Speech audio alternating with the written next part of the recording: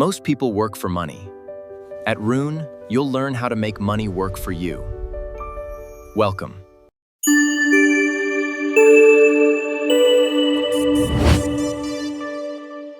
Okay, let's dive right into this. I want you to start by just picturing a scenario. Imagine the absolute thrill of buying literally everything you want today.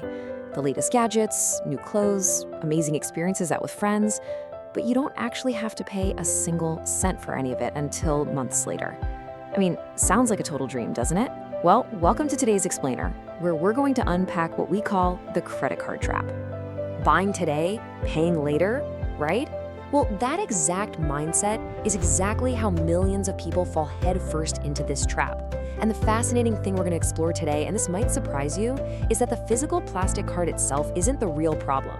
The real issue is how our psychology fundamentally shifts the very moment payment becomes frictionless.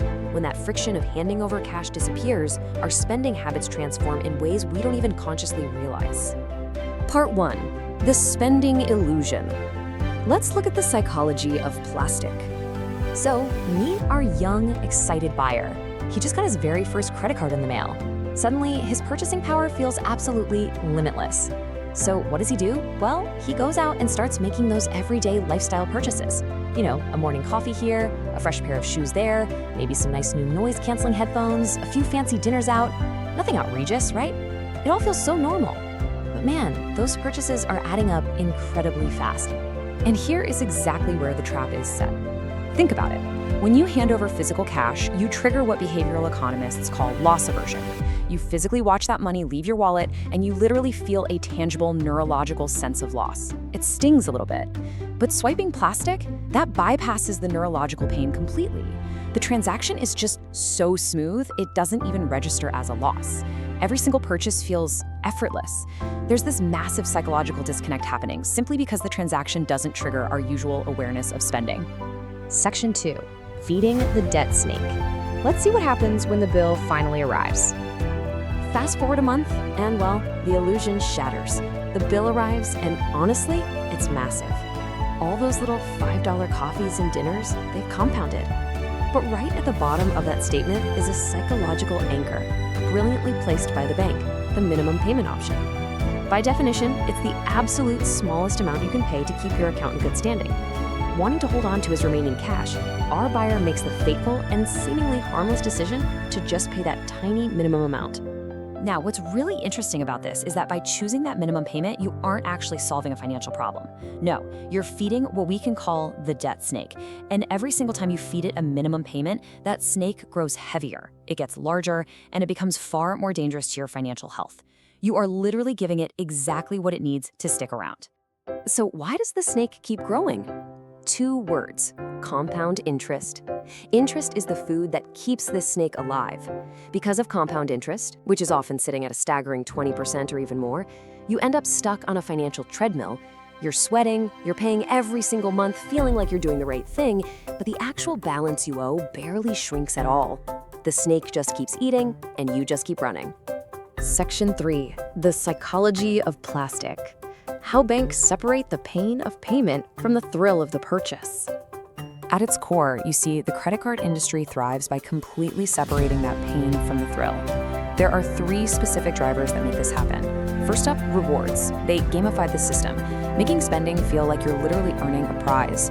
Second, one-click purchases. These completely eliminate the cooling off period where you might normally, pause and second-guess a buy. And then you combine those with the third driver, monthly minimum payments that make massive debts look like tiny, manageable little bites. The result? Spending feels totally frictionless. These 3 elements work perfectly together to cause people to consistently spend far more money than they actually realize. Section 4. The smart user. Mastering the card.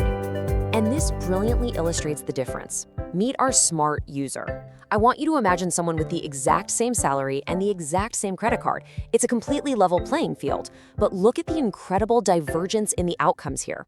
The user in the trap makes minimum payments, bleeds interest, and ultimately serves the card. But the smart user, he treats the card like a tool. He pays the full balance every single month. By doing this, he completely avoids interest entirely, and he actually profits off the rewards. He's making the system work for him rather than against him. Part 5, 3 golden rules for avoiding the trap. Look, there is a clear way out of the trap, or rather, a way to avoid ever falling into it in the first place. Rule number 1, never ever spend money you don't already have sitting in your checking account. Treat the credit card exactly like a debit card. Okay, rule number 2, pay the full balance. Not the minimum, the full balance. You gotta slay the debt snake before it even hatches. And finally, rule number 3, use rewards as a fun bonus, never as a justification or a reason to go out and spend more money. Master these 3 rules and you completely flip the entire system in your favor. Ultimately, you must master the card before it masters you. The biggest warning we really need to take away from this explainer today is that the most dangerous thing about a credit card isn't the physical piece of plastic in your pocket. The plastic is just a tool. The real danger is entirely psychological. It's believing that borrowed money is your money. Actually, let's be clear, it's not. It belongs to the bank, and trust me, they will charge you dearly for it if you aren't careful. So I want to leave you with this provocative thought to really challenge your mindset moving forward. The very next time you prepare to swipe that card, pause, take a breath, and ask yourself, is borrowed money really yours? Thank you so much for exploring this with me today, and I really hope these insights help you keep your hard-earned money exactly where it belongs. Thank you for watching. Keep learning, keep investing, and keep growing with Rune. I'll see you in the next video.